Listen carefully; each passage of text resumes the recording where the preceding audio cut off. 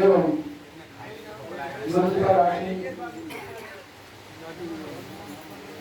संत स्वरूप एवं कुशल संचालक महाराज एवं समस्त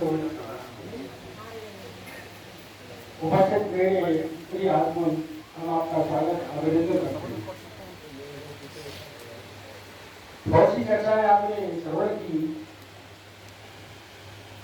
हमारे महाराज जी का कहना था, अभी अभी आप उपस्थित रहे तो उन्होंने कहा कि आप भ्रांति के संबंध में कुछ सत्य कहेंगे, तो मैं भ्रांति का स्वरूप आपके सामने कह रहा हूँ।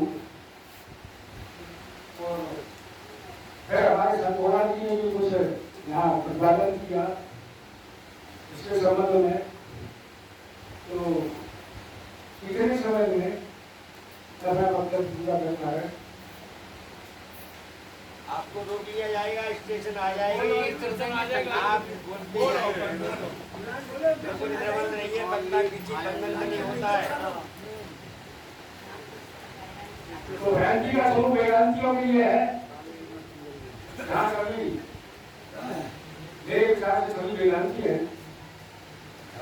जन्म मरण गमनागमन, जन्मना और मरण और आना और जाना, जन्म मरण गमनागमन, पुण्य और पाप और सुख। जन्म मरण गमनागमन, पुण्य पाप सुख एक निज स्वरूप में भान है भ्रांति बतानी वेद। वेद इसको भ्रांति कहता है कि भ्रांति से हमें प्रतीत हो रहा है हमारा जन्म हुआ है, हमारी मृत्यु हो जाएगी, हम बाकी हैं, हम दुखी होते हैं। तो ये सारी बातें सुन करके परमात्मा है नहीं है, झूठा है, संशय है कि नहीं, सुन तो रहे हैं लेकिन पता नहीं, संशय है। आप सही परमात्मा है देखना किसको चाहते हो? आपके अतिरिक्त तो और कोई दूसरा है ही नहीं। हम सभी परमात्मा का ही स्वरूप है। फिर जानने की, पाने की, करने की इच्छा क्यों नहीं? ये तीन भ्रम पाल रखे हमने, और यही तीन भ्रम जंजीर बन गए, अपने स्वरूप की विस्मृति हो गई, और जो नहीं थे वह स्वीकार कर लिया, और जो है उसे भुला दिया। तीन भ्रम कौन से पाले हमने, और यही मुसीबत बन गई थी, ये जंजीर बन गई। ये बात है। सबसे पहला भ्रम है मैं जानता हूं। हम क्या जानते हैं? हम अपने संबंध में क्या जानते हैं, तो दूसरे के संबंध में क्या जानेंगे? हम खुद के ही संबंध में हमें खुद पता नहीं कि हम कौन है, तो दूसरे के संबंध में क्या पता करेंगे?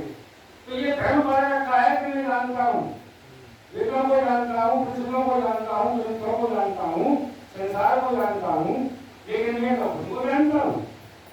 ये हमने पहला भ्रम पड़ रखा है कि मैं जानता हूँ, जानने का भ्रम।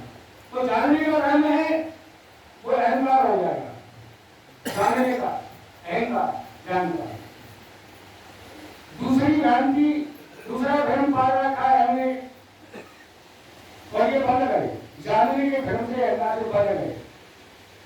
दूसरा है मैं करता हूँ, मेरे बिना पता नहीं है क्या सारा काम नहीं करता हूँ। दोनों बातें, तो मैं करता हूँ, करता बनेगा अभिमान, तो वो नहीं करता तो ईश्वर करता, न ईश्वर करता है न तुम करता हो, फिर करता कौन है? तो जड़ चेतन दो ही चीजें हैं।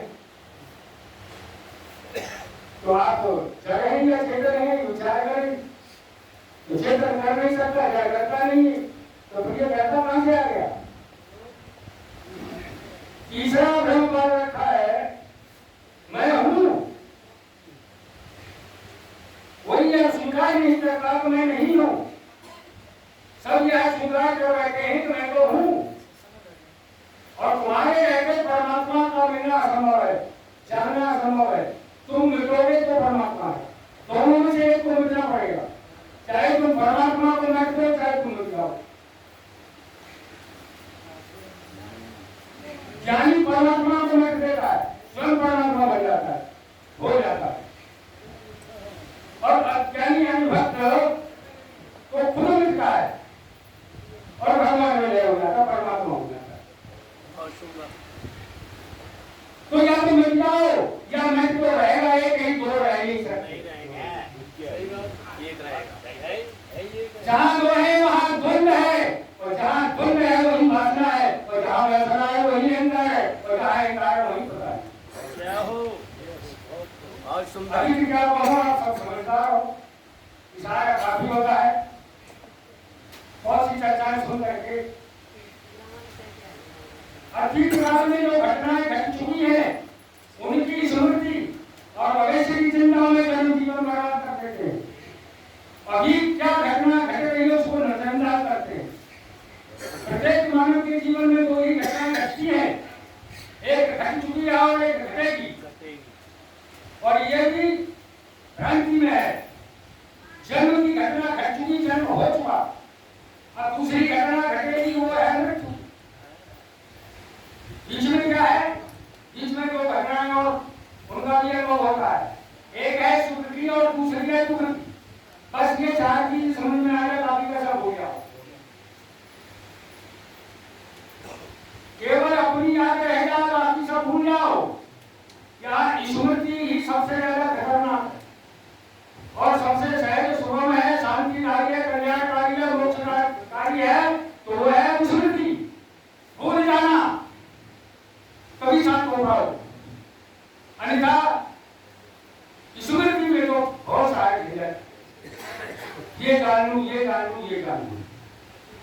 तो विचार करो कैसे विस्मृत हो जाए, कैसे भूल जाए। आपने अपनों को अलग मान लिया है, तो मैं से मुक्ति ही मोक्ष है और मैं ही माया है, मैं ही माया है, मैं हूँ, ऐसा जो मानता है वह माया से बना हुआ है। इस मैं से ही मुक्त होना है, संसार से नहीं, क्योंकि संसार तो है ही नहीं। और ये दिख रहा है वो क्या है, ये संसार में ही तो दिख रहा है। जब आपको अपना बोध होगा तब पता लगेगा कि संसार है या नहीं है। आप ही बचोगे, फिर कुछ बचेगा नहीं। बोलिए सच्चिदानंद भगवान।